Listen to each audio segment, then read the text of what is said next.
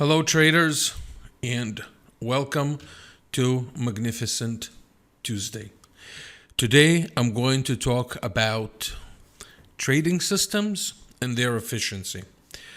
I believe that in a previous podcast, I've discussed how to modify a trading system, right? So, the dilemma that every single trader goes through is whether he should toss his trading system because it does not work anymore, or he continues to trade it hoping that he's going through a drawdown, and hopefully this drawdown will result in a new high of a system.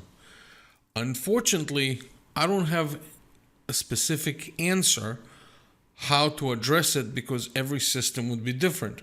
So some systems are efficient, they will go through a drawdown.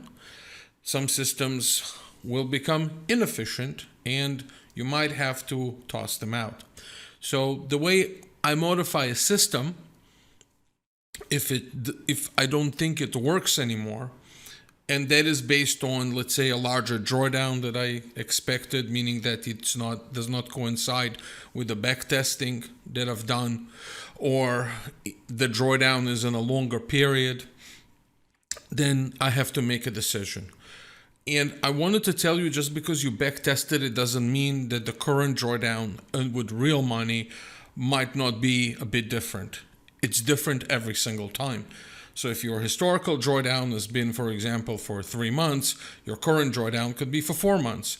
It could be that you've recovered, to a new high every 2 weeks. Now you just got only to break even.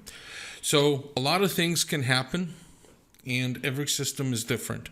And your challenge is really to decide where are you on the spectrum of efficiency. So when it comes to a system, a method, you change one variable at a time and you tweak it. But here's the problem with tweaking or over, or changing the whole system. You basically over optimizing it, and you expect that the past result will start fitting the future. And this is where traders get into trouble. They try to over optimize every system way too frequently, right? So you have to do it slowly, one variable at a time, test it and implement it. And again, you have to decide, because there is no easy answer for that, whether you're in a drawdown or you have to toss the system. But here's an additional thought and an additional way for you to consider not tossing a system, but rather modifying one variable and adopting the system as well. Now, I'm fully aware that nobody has endless amounts of capital, and you cannot trade every single system out there that you develop. But it's absolutely fine to develop a number of systems, because it's much easier to switch from one system to another rather than just take the whole thing and toss it out. Because honestly, if you're going to toss out every system that goes through a drawdown and doesn't fall within your expectations, all you're going to do is just jump from one method to another method to another method, and essentially you will run out of capital. So you can adopt other methods to trade your capital. Maybe you can have a number of accounts. If you don't have capital to have a number of accounts, maybe you can divide your current capital to 2 accounts or something along those lines. And of course, as a broker, we have no problem implementing a second account under your name if you want to divide the capital so you can trade 2 different methods. So for example, let's say that you make decisions that are based in the morning, right? So at 9:30 Eastern time, when the stock market opens, you also trade the E-mini and you start trading. You see that it doesn't go that well, or potentially doesn't meet your expectations. You think you can possibly get better entering the same thing at lunchtime.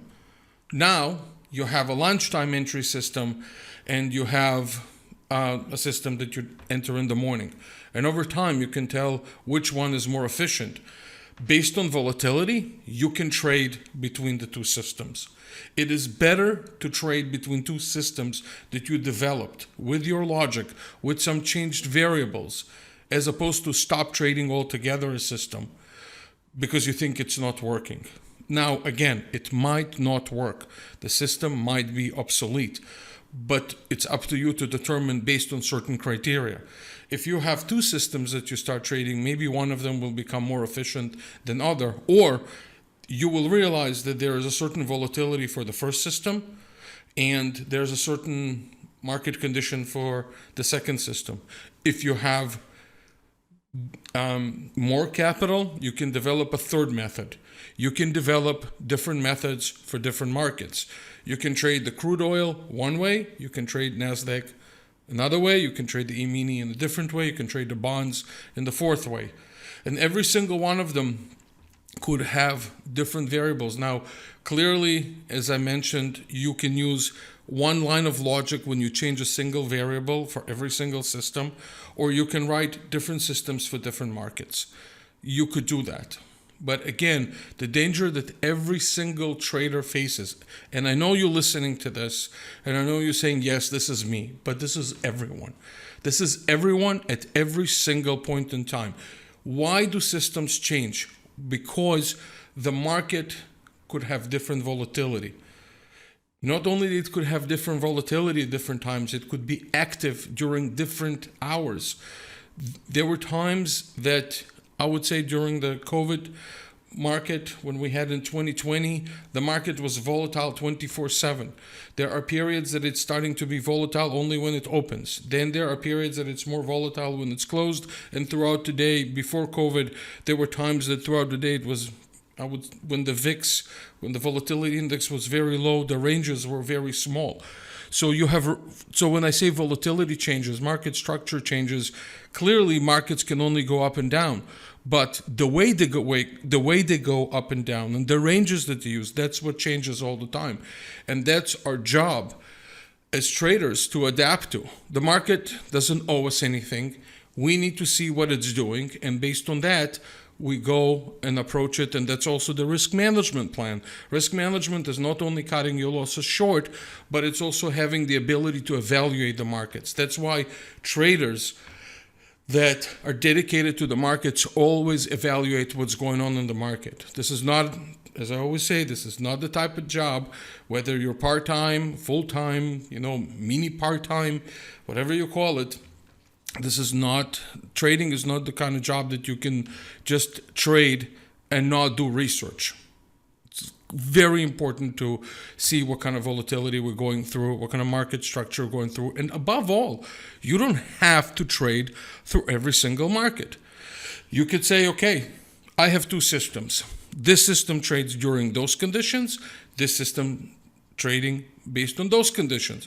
Let's say you don't have those conditions for either system. Well, guess what? You don't have to trade it. And then if the market condition comes back to whatever is that you're trading and you see that it's starting to work again, fine, go back to the market. So you develop some sort of a flexibility in your character. You develop the ability not to be rigid and fall in love with a certain method and saying, this is the one that's going to make me rich, right? And this is the one that's going to make me money. Because the minute we do that with the back testing, then we have too much expectations. I'm going to take a break and just give you the legal disclaimer that there's a substantial risk of loss in futures trading, and past performance is not indicative of future results. And trade, please, only risk capital. Don't put yourself at risk that you can't afford to. So this is what you do. Those are the kind of this is the line of thinking that you have to adapt to. The line of thinking is basically, I'm flexible. I can develop different methods for the same markets, for different market conditions, or I develop different methods for different markets.